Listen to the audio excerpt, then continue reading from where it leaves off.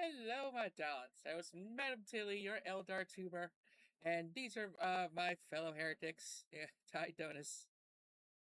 How dare you call me a heretic? I'm a loyalist. Oh, my fellow loyal Admech Farva. I am glad you corrected that because I am also loyalist. I am not a Xenos. But anyways, we're just here for like a little bonus episode here on the podcast channel. Where I forgot to mention but my first experience with Warhammer, and it was kind of a unique entry. Cause I didn't see the Bricky video. I wasn't given like the Horus Heresy novel, or seen TTS. I was literally just fucking thrown into the pool as I was asked to come to a tabletop game is set in the Warhammer 40k universe. Yeah. So basically, they took like I think it was like Rogue Trader, so basically it was D&D but Warhammer, story. So, and both they were like co-DMs, and they're both super Warhammer nuts. And I didn't know shit about the universe at all. So I had to kind of adapt, to on the fly. Um, and I imagine they probably went a little easy on me just because you're like, yeah, you're like, you probably would have killed for some heretical behavior by now. But it was it was very amusing. I also learned how the Road Trader Warhammer tabletop game plays. And because I saved I saved up a lot of points, so I just I went from like level like 5 to like 15 because I just saved my points for what I need them for something. But yeah, like my character was all pretty much all human, and because everyone usually got some kind of like augmetic like a liver limb or an eye or something, some kind of boost. And yeah, you could either be like a tech priest or a psyker. Yeah, we had a psyker who was pretty OP. He's like read people's minds and stuff. But yeah, the rotator captain, he was calling the shots, and I was kind of like the third in command, sort of. In the retinue, I was just um, so I was kind of still like a really hardcore loot tuber at the time. So my character was kind of based off me. So I guess I could say my character just hailed from a pleasure planet. um, That's yeah, one way to do it. yeah. That's one way to do it. Yeah, So yeah, yeah. That's yeah. I was playing like a very fan servicey character. And I say kind of like combat wise, I was a bit of a long range rifle. And I also just like tend to do a lot of the talking because I had Lisa Charisma build, so they tend to just bring me along to some negotiations sometimes. So I would just like kind of like lean on the table, show me cleavage and stuff, for advantage on the wait. rolls. Don't you do the fan servicey thing on a regular basis anyway? Still, Yeah, some of it's in the game, but no, I'm just being smartass. yeah. But no, if you had met me say 2 years ago, I wasn't very fan servicey. So yeah, I went through my Fair. I went through a conservative period. Anyway, Mhm. more get the details of that Fuck, sometime. fuck being conservative. Just yeah, yeah, I was the SJW. Um, but I say that's another story. Um, and and also my character was very experienced with dealing drugs. Uh, Mm. at least I had a lot of like hallucinogenic needles and stuff. And yeah, just good for like catching people off guard. Just drug them, and um, and so I remember my character. So because I didn't know anything about like Warhammer. That like some were like surprised, like really no augments at all. I'm like, okay, my character has a single augmentic pinky toe. Other than that, she's all natural. And I mean, that works. yeah, and we had this one situation where uh our tech priest who was he wanted to get some upgrades, but I guess we did some fuck ups on our during the mission. Then we had to do a favor first, to get the stuff, and they heard about that, and so they still went ahead with the guy's operation, but they didn't give him any anesthetic whatsoever. So Oh. boss was kind of peeved. He's like, let's just fucking go. Shut up. Shut up. Shut the fuck up. Let's go back to the ship. Yes. My organs hurt, and Yeah. I just had them pulled out. Yeah. Yep. Yeah. Don't piss off tech priests. That's for sure. I didn't realize that your first introduction to Warhammer was through tabletop RPG. Yeah, a role playing experience. Like I had to improv my way through the 40K universe. I mean, I find that's always the best way to learn is just Yeah. get thrown into it, right? Yeah. Yep. And kind of like probably like my probably like two experiences where I end up pretty much saving the whole party. Mhm. It was my very first experience with a chaos demon. Oh, Because every time we had to do a warp shot, we had to roll for shenanigans, mhm. And so I couldn't tell you like what type of chaos demon it was, but I think at the point I was genuinely getting scared because a single chaos demon was loose on the ship, hunting us down, and we ended up trying to fight this thing, and our plan didn't work. We had to retreat, and um, and so it literally became like a cat and mouse where like we'd come up with a new plan, try that, and still wouldn't put it down. And each encounter it was getting stronger too. So And it just became an episode of Tom and Jerry. no, because it was fucking funny. But I was generally getting scared too, because it finally gotten down to the point where like we were held up in a dead end room. Doors barricaded, and it was gonna make its way in. And we had Dutch fought this thing at least 3 times, and now it's even stronger than before. Nothing else worked, and now we're in an enclosed room. Like a fucking Mhm. like You're in a a 20, closet. like a 20 by 20 room. With this thing blocking the only doorway as it came in. So like this is what we're gonna wipe, guys. And just by shrugging and throwing a hail mary, I end up stabbing and injecting him with every drug I had on me. And I gave this dude such a bad drug overdose that it killed it. What? Yeah. Uh, I met so many chemicals. Yeah, I guess that. I think the DMs were just being nice because you guys were doing such a bad job of killing this thing. Could have been the dice as well. It could have been dice as well. Yeah. It probably was a lot of the dice and maybe a little bit of the DMs feeling bad for Yeah. you, but still funnier than hell. You OD'd Yeah. a chaos demon. Yeah, because name whatever random drugs they have in the Fourth Universe. Probably throw some Dark Eldar drugs, some Emperor's Children drugs. um, and so I gave the demon a bad trip and killed it. After shitting my pants. Okay. But because that was my first experience with that of a chaos demon. Because nowadays you just look at them like a dime a dozen, like whatever. Cool, but yeah. But Yeah. yeah, that was actually terrifying. And the other time I ended up pretty much saving the party was we were told like, oh, there's this there's like a battle or something, like a graveyard where basically some derelict ships in the area, and so we're gonna go like recover and salvage and stuff. And Mhm. there was a couple ships there, and the captains, the co-captain, like thinking like jackpot. And along our ventures, we acquired a secondary ship. So they just I just stayed behind because my character wasn't really like a fighter grunt work character. She's the dainty lady, so I was there for like sharpshooting and negotiations. You were there to look good. Yeah. Also, I was also putting a lot of points in this driving. So there's like land speeders and like the shuttles. So basically, I was good at everything but direct combat, um, and whatnot, or psychic powers. Um, and so they all took the ship out. I just stayed behind because I really my expertise was not needed at all. So since I'm kind of like third in command, so I'll just kind of just like sit on the ship on the bridge chair, like Data from Star Trek. Yeah, just watching everything. Like that guy's playing Galaga. I see him Mhm. um, as they went to go, like take this whole ship full of valuable salvage and cargo.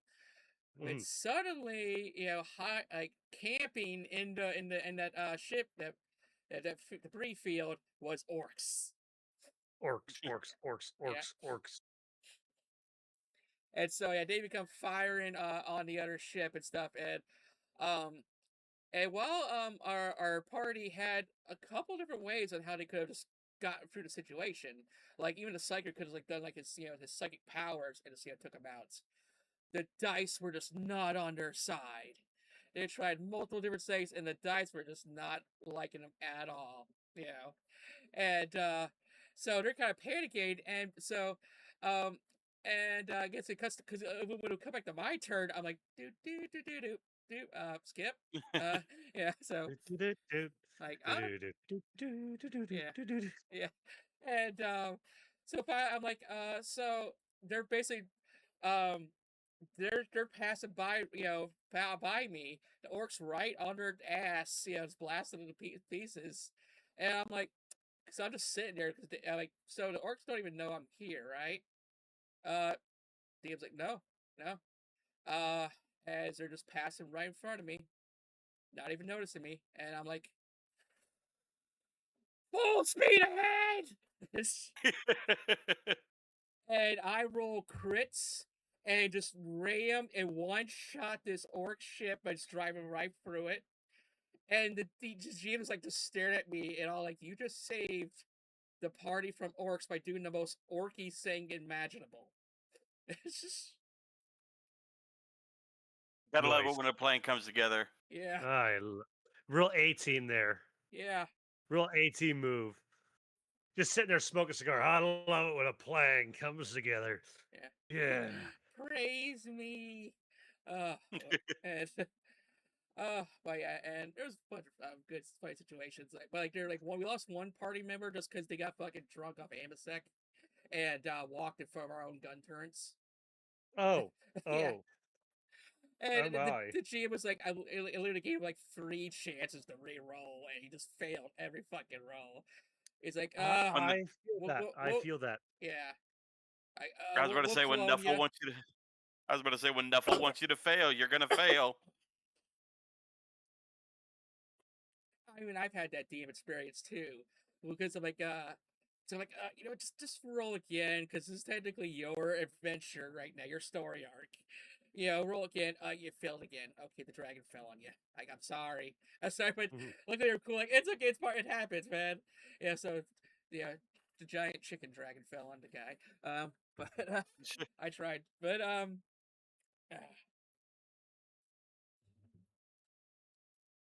and I think we were doing like a space hawk exploration when I left that D&D group, but Yeah. yeah, like that was my first real experience because they would try to tell me about like TTS and stuff, and I'm like, yeah, okay, whatever, I don't fucking get it, whatever, dude. And I think so a little context, I played like the first Dawn of War game, which thought was good. But Yeah. so yeah, but that's kind of really all I had to go off of. Like I could tell you a fucking ultramarine from a fucking Tyranid. um, It's fine. When yeah, you first get into it, you can never tell the difference. Like Yeah. when I got into it in the beginning of 8th edition, because I got into the tabletop, that's how I got pulled in because we had a new gaming or board game cafe open up, which allowed for our local Warhammer group to come out, and then they started playing there. So I came by to go get something from somebody, and they were there playing, and I asked, "Oh, what's this?" And they were explaining to me, and I watched for a bit. And I'm like, "Oh, this is cool." So I slowly got into it that way, but you know, it's definitely a daunting thing when you come into. Um, yeah, Especially because what I was trying to continue on was is that like when I came in the 8th, yeah, I had confusion over what the hell is a Primaris Space Marine compared to a normal Space Marine. Is that just a different classification? Is that like a different army? yeah, That's what's kept me from actually playing Space Marines right off the bat. Is because I was confused because again, there's so many Space Marine models yeah, because had Primaris had just came out at the beginning of 8th edition. yeah. And there was a couple other like mini adventures, like kind of like in the Road Trader game. Like there was an uprising on the lower decks. And I'm like, okay, this is kind of gonna be its own story arc, but no, we resolved it in like half an hour. We just like literally just mowed all them down with our auto las guns. And Mhm. like a whole like population just wiped out. Like, well, oh, that's this thing. Um, damn. Uh, And That just happened. Yep. That's uh, definitely a thing that just happened. yeah, and there's like, okay, somehow we earned a planet. Okay, and we're supposed to colonize the planet, but we're supposed to wipe out the population first. So we're just firebombing them with our shuttles, but our basically doing a Exterminatus thing. Yeah, yeah, Exterminatus. yeah. Like my first experience too, like some Space Marines, was like the very early games. So, which the first one to come out was like that '93 DOS game, which I did like shit. But Mhm. the Blood Angel, not technically they were in it, but yeah, it was the first Space Hulk game from like Yeah. Yep. '93. Where and so I thought Terminator armor was actually regular what power armor was. So Mm. yeah, so I was introduced to Terminators for us to introduce actual Space Marines. Um, Yeah.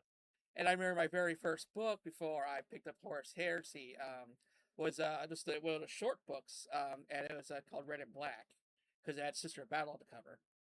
Uh, uh, It was a nice little wrapped up like short movie type story. But I remember like first kind of my first tech priest in that, and like, oh, this is a kooky little guy, Yeah, so he's just a little guy. yeah.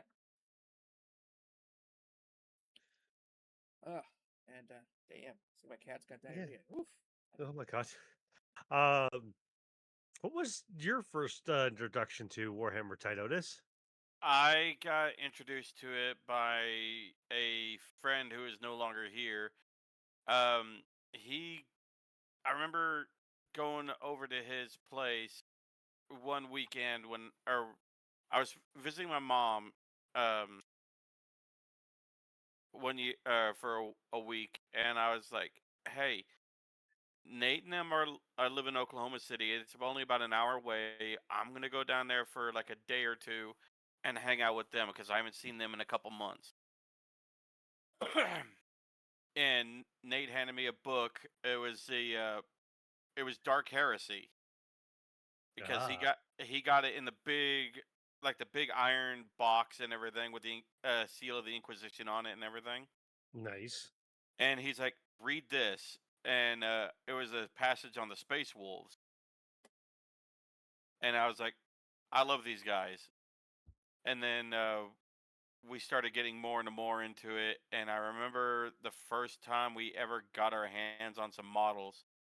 Uh, I was working at a hardware store, and I go home and I'm like, "Hey, there's a new there's a new uh comic book shop not like 2 blocks away from where I work. You want to go down there and check it out?" And they had a couple model like some boxes of models and everything.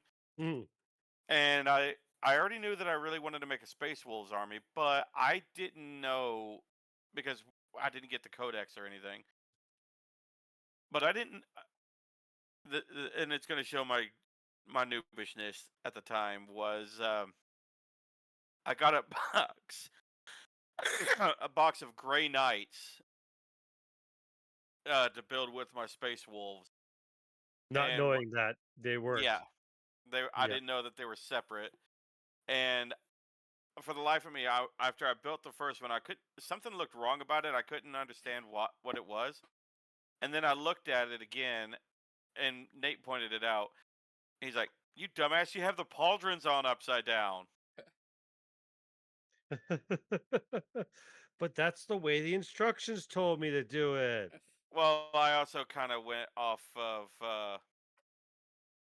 box art a little bit, and then I kind of Oh, you did the man thing where you refused to read the instructions. well, they didn't really have instructions. I mean, Like fair at that point when you were probably a kid, yeah. yeah, this was in sixth edition, I think. It was Uh, still when okay. all the codexes were soft or like paperback. Yeah, because 7th edition they went hardback. Yeah, then I would have been in fifth edition. Yeah. Like this is how long ago it was. Um, and I made a Space Wolves army, and then I also made an Orc army, and well, after that, the rest was history. I was hooked, and I'm not gonna say how much I've spent over I'm not going to say how much money I've spent on models over the years from 5th edition to I think it was what was the edition where the Primaris just came out? That'd have been 8th. Because Yeah, then they weren't in 7th edition. They just came out in 8th edition. That's when like whole like Gilliman showed up and all that stuff. That's when Cole became a thing. That's when because the I just AdMech had shown up in 7th edition, but they weren't a full army until 8th. yeah, because I remember getting a going halvesies on the box where it was the Death Guard versus the Primaris Marines. Yeah, that would have been 8th edition. That would have been the Dark Yes, Imperium book, whatever, or box set, whatever it was called. yes, Dark Imperium, and that was my the last uh set of models that I got, and then sadly a couple years later, Nate passed and everything, so I haven't had a reason to play the tabletop again. I'll give you a reason. I guess that'll ever come. But Yeah. but also, I was actually right before that that role playing campaign. Yeah, I believe for that one of the ideas wanted to run like a one shot. Basically something called the Siege of Terra. This Uh, what is that? And what's where we that? were just playing like this regular like Imperial Guardsman or something. And so we were just dying off so fucking easily, and this dude just handed us another sheet. It's just, and I'm like, I just don't get what the fuck's going on here. This ain't fun. So we kind of cut that one off pretty quick, and probably had the more structured story. Um, oh, Yeah, no, I haven't done any of the RPGs for Warhammer. I do own Wrath and Glory, which is their D6 system, which I've been wanting to learn. So I own the main core rule book, and I own the I think I own the Inquisition book that allows for a bunch of like human classes, which is what I was looking for. Very sadly, though, like there's a Dark Tide book, but it's mainly campaign stuff. It doesn't actually have like RBDs and stuff in there, so that was sad. Um, but most of my experience has been the novels and the tabletop, and that's where I got into it. Like I love painting. I'm not going to talk about how much money I spent. Like I just to give anybody an idea, I do have a Warlord Titan. There you go. That's how much money I spent on this game, um, which is still sitting unfinished. I need to paint its shoulder pads and everything. But it's for me, it's always been the hobby side that drew me in. The games I've done. I have buddies here that did tournaments, and I heard about how fun they were. And so within my first couple of years, I ended up going to tournaments. I never did good. I never planned to do good. I never tried to be competitive, but I always found it fun because the interaction with people and meeting new people, making new friends, and everything. And that's honestly kind of where the story of the name 40K Farva even comes from. Is from that Warhammer community. nice. Okay. But yeah, with that though, it's kind of like how we all got started in this. Yeah, our episode Yeah. 0. Um, but and even though we might not get through all of the lore, yeah, we're just gonna keep on trying. We just love it to death. Yeah, I said I'd Oh love yeah. to make my own like YouTube channel, but yeah, just I can't. I couldn't balance all the plates. Yeah, so it's I gonna mean, be like a kind of like a back burner project, but I can do this podcast. Yeah, yeah, we can still learn like slowly and yeah, through each other of stupid knowledge and just silly things and what we know of yeah. each other's knowledge and everything. That's about it. Yeah, Oh, Because it's too much for me, even me to intake, and I just do the best I can with what's going on, and I just kind of follow the books I follow, so I don't cover everything. So there's definitely gaps in my knowledge. so that's one reason why I think the what we know might be a little fun. Hmm. I think that would be a great one. Yeah. All right, folks. We'll catch you on the next run.